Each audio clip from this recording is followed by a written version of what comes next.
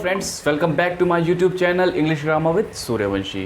स्वागत है आपका हमारे चैनल पर। और आज इस वीडियो के माध्यम से हम लोग डिस्कस करेंगे बाउंड टू के बारे में कि बाउंड टू का इस्तेमाल हम अंग्रेज़ी बोलने में किस प्रकार से आसानी से कर सकते हैं। चलिए सबसे पहले मैं आपको बता देता हूँ कि बाउंड टू का जो शाब्दिक अर्थ है हिंदी में वो होता है निश्चित। निश्चित यानी कि बाध्य, ऐसा कार्य जिसको करने के लिए आप बाध्य हो, यानी कि जिसको आप टाल नहीं सकते। कहने का अर्थ सिर्फ इतना ही है कि जो चीज़ निश्चित होती है, जो कार्य निश्चित होता है, वहीं पर हम बाउंड टू का इस्तेमाल करते हैं। मैं बाउंड विद या बाउंड देम की बात नहीं कर रहा हूँ, मैं बात कर रहा हूँ बाउंड टू के साथ। ठीक है, बाउंड के साथ जब टू ऐड हो जाता है या प्रेपोजिशन टू जो ऐड हो जाता है बाउंड के साथ, तब ये बाउंड टू बनता है। और इसका अर्थ होता है ऐसा कार्य जिसको टाला नहीं जा सकता, जिसको करने के लिए आप बाध्य हो, यानी कि यह कार्य होना तय है, यह कार्य होना निश्चित है। तो जो निश्चित रूप से होने वाले कार्य हैं उनके लिए हम बाउंड टू का इस्तेमाल करते हैं। चलिए स्ट्रक्चर पहले जान लेते हैं कि स्ट्रक्चर क्या होगी, किस तरह से आपने सेंटेंसेस को उसमें फॉर्म करना है। सबसे पहले हम लेते हैं सब्जेक्ट। ठीक है दोस्तों, सबसे पहले सब्जेक्ट कर्ता, जो कि सब सेंटेंस के अंदर मेन होता है, मुख्य होता है, जो कार्य करता है। ठीक है, उसके बाद हम लेते हैं इज, एम, आर या फिर was, were. Is, am, are और वॉज, वर, इनमें से किसी एक फॉर्म का इस्तेमाल यहाँ पर होता है, ऑक्सिलरी फॉर्म का यहाँ पर इस्तेमाल होता है। या तो इज, एम, आर का अगर प्रेजेंट में बात होगी, अगर पास्ट में बात होगी तो वॉज, वर का। ना हैव का होता है ना हैज़ का होता है, सिर्फ इज, एम, आर और वॉज, वर का होता है, जो कि बी फॉर्म्स होती हैं। ठीक है दोस्तों, उसके बाद हम यूज़ करते हैं अपना बाउंड टू। बाउंड टू और उसके बाद वर्ब की फर्स्ट फॉर्म का इस्तेमाल करते हैं। याद रखिएगा हमेशा, जो क्रिया होगी, जो भी कार्य हो रहा है, क्रिया हो रही है, उसमें जो वर्ब की फर्स्ट फॉर्म है, यानी जो क्रिया का प्रथम रूप है, वही हमें इस्तेमाल करना है फर्स्ट। ठीक है, उसके बाद ऑब्जेक्ट, यानी कि जो भी लास्ट में बचता है उसको हमने लास्ट में बोल देना है या फिर लिख देना है। सो सब्जेक्ट, उसके बाद इज, एम, आर या फिर वॉज, वर, उसके बाद बाउंड टू और उसके बाद वर्ब की फर्स्ट फॉर्म या उसके बाद ऑब्जेक्ट। इस तरह से आपने सेंटेंसेस को फॉर्म करना है। ये स्ट्रक्चर हो गई। मैंने आपको बताया कि बाउंड टू का अर्थ होता है निश्चित या फिर कोई चीज़ जो तय हो, जिसको टाला नहीं जा सकता, जिसको करने के लिए आप बाध्य हो। अब मैंने कुछ एग्जांपल्स लिए हैं, कुछ उदाहरण लिए हैं, इसके थ्रू मैं आपको समझाऊंगा कि कैसे हम बाउंड टू का इस्तेमाल करते हैं। सबसे पहला सेंटेंस देखिए दोस्तों, उसका आना तय है। उसका आना तय है, तो इसको हम कैसे बोलेंगे? देखिए सबसे पहले तो समझ लीजिए कि बाउंड टू का सेंटेंस कैसे है। इसमें क्या है, उसका आना तय है। तय यानी कि निश्चित है, यानी कि वह आने के लिए बाध्य है। तीनों का मीनिंग एक ही है, तो इसके लिए हम बाउंड टू का इस्तेमाल करेंगे। कैसे करेंगे? सबसे पहले उसका, उसके के लिए कौन हो सकता है? तो वो शी हो सकती है या फिर वो ही हो सकता है, क्योंकि यहाँ पर जेंडर यानी कि जो सेक्स है वो यहाँ पर बताया नहीं गया है, दर्शाया नहीं गया कि क्या है। तो आप शी भी यूज़ कर सकते हैं और आप ही भी यूज़ कर सकते हैं। सो उसका आना तय है, ही। उसके बाद अब हमें क्या यूज़ करना है, इज, एम, आर या वॉज, वर में से। ये हमें अपना थोड़ा कॉमन सेंस लाकर देखना है कि सेंटेंस जो है वो किस टेंस का है, किस काल का है, प्रेजेंट में है या पास्ट में है। उसका आना तय है, यहाँ पर है आया, इसका मतलब ये प्रेजेंट की बात हो रही है, तो वॉज, वर का तो कोई मतलब ही नहीं होता यहाँ पर। तो इज, एम, आर में से हमें एक यूज़ करना है। अब टेंसेज में मैंने आपको बताया था कैसे हम इज, एम, आर का यूज़ करते हैं। ठीक है, इसका यूज़ हम तब करते हैं जब सब्जेक्ट सिंगुलर होता है। ठीक है, ही, शी, इट, इस तरह से तब हम इज का यूज़ करते हैं। आई के साथ एम का यूज़ करते हैं, और यू, वी, दे, और जो भी बहुवचन, जो प्लूरल सब्जेक्ट्स होते हैं, नाउन्स होते हैं, उनके लिए हम हमेशा यूज़ करते हैं क्या, आर यूज़ करते हैं। तो यहाँ पर वो एक वचन है, सिंगुलर है, क्योंकि उसका आना, उसका यानी कि ही या शी, तो इसलिए हम यहाँ पर इज़ यूज़ करेंगे, ही इज़। उसके बाद bound to, he is bound to, BOUND, bound to.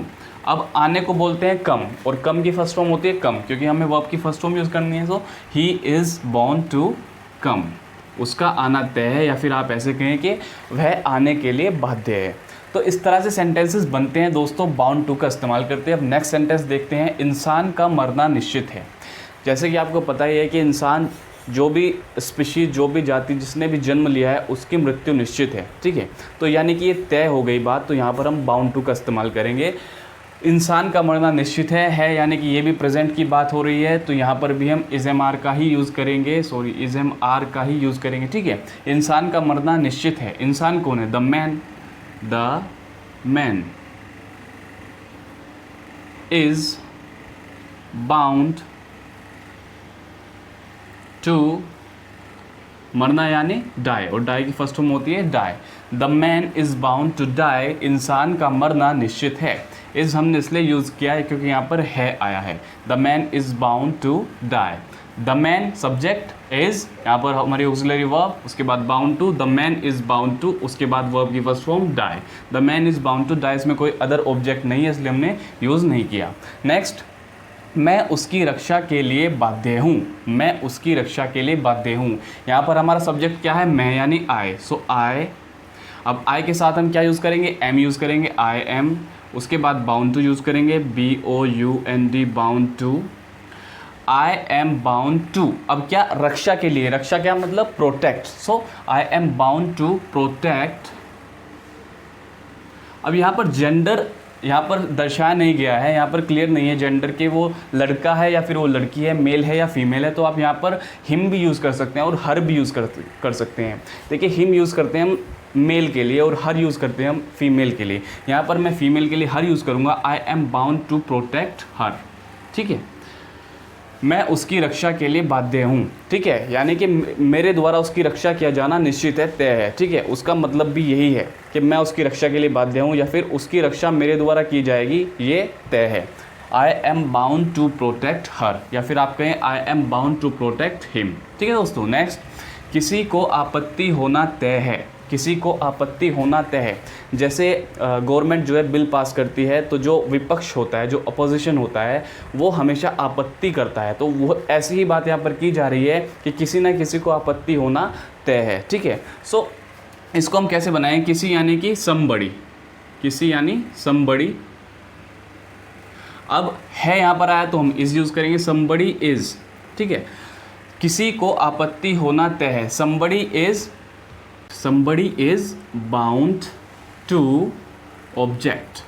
Object का मतलब होता है दोस्तों आपत्ति। जब हम एक ऑब्जेक्शन उठाते हैं यानी एक ऑब्जेक्ट उठाते हैं, इसको जब हम बोलते हैं तो वर्ब की फॉर्म के साथ बोलते हैं, आईएनजी जोड़कर बोलते हैं, तब हम इसको बोलते हैं ऑब्जेक्शन। लेकिन यहाँ पर हम यूज़ करेंगे ऑब्जेक्ट, क्योंकि ऑब्जेक्ट की फर्स्ट फॉर्म ऑब्जेक्ट ही होती है, इसमें आईएनजी हमें नहीं जोड़ना है यहाँ पर। ठीक है, तो ऑब्जेक्शन का मतलब होता है आपत्ति। तो सेंटेंस है, किसी को आपत्ति होना तय है, somebody is bound to object. Somebody ही किसी को के लिए हमने यूज़ किया है यहाँ पर। Somebody is bound to object, किसी को आपत्ति होना निश्चित है या फिर तय है। क्या तुम मेरे साथ निश्चित रूप से आ रहे हो? क्या तुम मेरे साथ निश्चित रूप से आ रहे हो?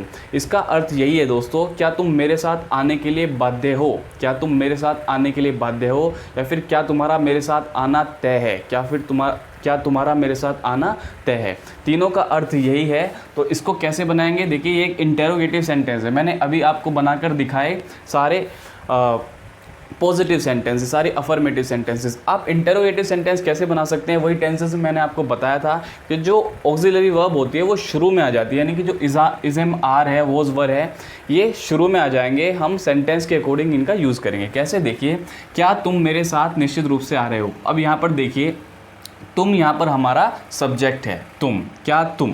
तो तुम यानी कि यू, और यू के साथ हम यूज़ करते हैं आर। ना ही हम इज़ यूज़ करते हैं, ना ही एम यूज़ करते हैं। और वॉज वर्ब की बात तो हम कर ही नहीं सकते, क्योंकि यहाँ पर आ रहे हो। ठीक है, यहाँ पर पास्ट की बात नहीं हो रही है, यहाँ पर प्रेजेंट की बात हो रही है। तो हम यूज़ करेंगे आर। उसके बाद हम यूज़ करेंगे अपना सब्जेक्ट। सब्जेक्ट क्या है? You, are you. उसके बाद bound to, are you bound to. उसके बाद क्या है? उसके बाद हमारे क्रिया, वर्ब। क्या? आने के लिए बाध्य हो। आना यानी कि come, are you bound to come with me. यहाँ पर है मेरे साथ, मेरे साथ यानी कि with me. Are you bound to come with me. ये एक इंटेरोगेटिव सेंटेंस है दोस्तों, जिसमें एक प्रश्न पूछा गया, क्या तुम मेरे साथ चलने के लिए, मेरे साथ आने के लिए बाध्य हो? Are you bound to come with me. क्या तुम मेरे साथ आने के लिए बाध्य हो? Are you bound to come with me. Next, तुम मेरे साथ आने के लिए बाध्य नहीं हो। अब यहाँ पर नहीं आ गया, यानी कि एक नेगेटिव सेंटेंस है। नेगेटिव सेंटेंस को दोस्तों कैसे बनाते हैं? इसमें कोई ज़्यादा फर्क नहीं है। हम क्या करते हैं, अपने हमारा जो स्ट्रक्चर है, subject plus is, You are not, I am not, he is not, it was not, they were not। इस तरह से हम क्या करते हैं, जो is, am, are और was were है, उसके बाद हम not का इस्तेमाल करते हैं। किसका? not का इस्तेमाल करते हैं। उसके बाद bound to। ठीक है, जैसे you are not bound to। जैसे I am not bound to, he was not bound to, इस तरीके से, ठीक है। पहले सब्जेक्ट, फिर इज एम आर या फिर वॉज वर, उसके बाद नॉट, उसके बाद बाउंड टू, उसके बाद सेम। सिर्फ नॉट हमें क्या करना है, इज एम आर या वॉज वर के बाद में यूज़ कर देना। कैसे करेंगे, यहाँ पर देखिए, तुम मेरे साथ आने के लिए बाध्य नहीं हो, तुम यानी यू, उसके बाद इज एम आर में से आर, उसके बाद not, bound to, BOUND, bound to, you are not bound to. अब आने के लिए बाध्य नहीं हो, you are not bound to. अब यहाँ पर नहीं के लिए हमने नॉट यूज़ कर चुके हैं हम, तो अब हमारी जो वर्ब की फर्स्ट फॉर्म है वही बची है, वही हमें यूज़ करनी है। You are not bound to come, object है हमारा विद मी।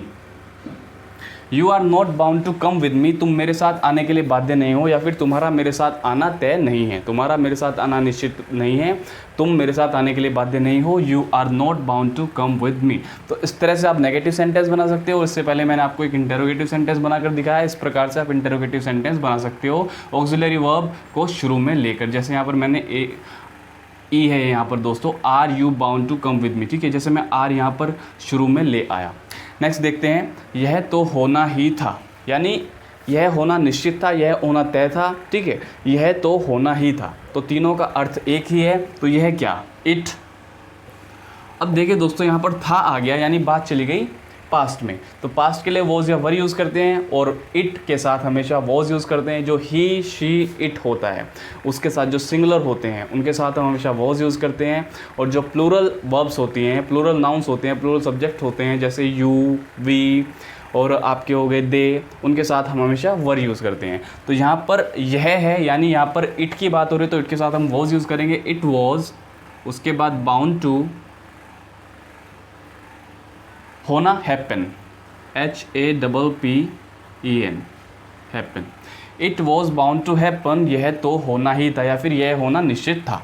नेक्स्ट, हमारा वहाँ जाना तय है, हमारा वहाँ जाना तय है। किसका वहाँ जाना तय है, हमारा। तो यहाँ पर सब्जेक्ट के तौर पर हम हमारा के लिए वी यूज़ करेंगे, वी के साथ आर यूज़ करते हैं। We are BOUND bound to, कहाँ पर, जाना, जाने को बोलते हैं go, we are bound to go, कहाँ पर, वहाँ, वहाँ यानी देयर, THERE, देयर।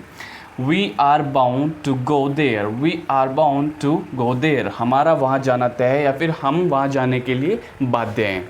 नेक्स्ट, मैं तुमसे मिलने के लिए बाध्य नहीं हूँ, मैं तुमसे मिलने के लिए बाध्य नहीं हूँ। कौन बाध्य नहीं है, यानी मेरा तुमसे मिलना तय नहीं है। किसका, मेरा, यानी कि आई, ठीक है। आई के साथ यूज़ करते हैं एम, ठीक है, आई एम, अगर बात प्रेजेंट में हो रही है। यहाँ पर हूँ है तो प्रेजेंट में बात हो रही है। मैं तुमसे मिलने के लिए बाध्य नहीं हूँ, आई एम नोट। अब यहाँ पर दोस्तों देखिए, नोट मैंने इसलिए यूज़ किया क्योंकि यहाँ पर नहीं आया है, एक नेगेटिव सेंटेंस है, और मैंने आपको स्ट्रक्चर में समझाया कि सब्जेक्ट ले लिया हमने, उसके बाद इज एम आर और वॉज और में से एक हमने एम ले लिया, उसके बाद नोट यूज़ करते हैं, अगर नहीं आया तो नोट, उसके बाद bound to. I am not bound to, BOUND, bound to. अब क्या, तुमसे मिलने के लिए बाध्य नहीं हूँ, मैं तुमसे मिलने के लिए, मिलना यानी कि मीट, ठीक है, और मीट की फर्स्ट फॉर्म होती है meet. I am not bound to meet, किसको, यू, यहाँ पर हमारा ऑब्जेक्ट है you. I am not bound to meet you, I am not bound to meet you, मैं तुमसे मिलने के लिए बाध्य नहीं हूँ, ठीक है। यहाँ पर हमारा ऑब्जेक्ट है यू, इसलिए हमने लास्ट में मीट के बाद में लगाया है you. I am not bound to meet you, मैं तुमसे मिलने के लिए बाध्य नहीं हूँ, यानी मेरा तुमसे मिलना निश्चित नहीं है, तय नहीं है। तो दोस्तों, अगर कोई भी निश्चित रूप से जो कार्य होने वाला है, जिसको टाला नहीं जा सकता, जिसके लिए आप बाध्य हो, वहाँ पर आप यूज़ करते हो बाउंड टू का। इंग्लिश में हमेशा ऐसे सेंटेंसेस बनाते समय ध्यान रखिएगा, ऐसे सेंटेंसेस जिनको टाला नहीं जा सकता, ऐसे कार्य जिनको टाला नहीं जा सकता, वहाँ पर आपने क्या यूज़ करना है, बाउंड टू। बाउंड टू का आपने वहाँ पर इस्तेमाल करना है, वर्ब की हमेशा फर्स्ट फॉर्म यूज़ करनी है, ठीक है। तो स्ट्रक्चर मैंने आपको बताई दी, इस स्ट्रक्चर के आधार पर आपने सेंटेंस को बोलना है या फिर सेंटेंस को लिखना है। तो दोस्तों, आज की वीडियो में फ़िलहाल इतना ही। अब मिलते हैं अपनी किसी और वीडियो में किसी और बेनिफिशियल टॉपिक के साथ। Thank you.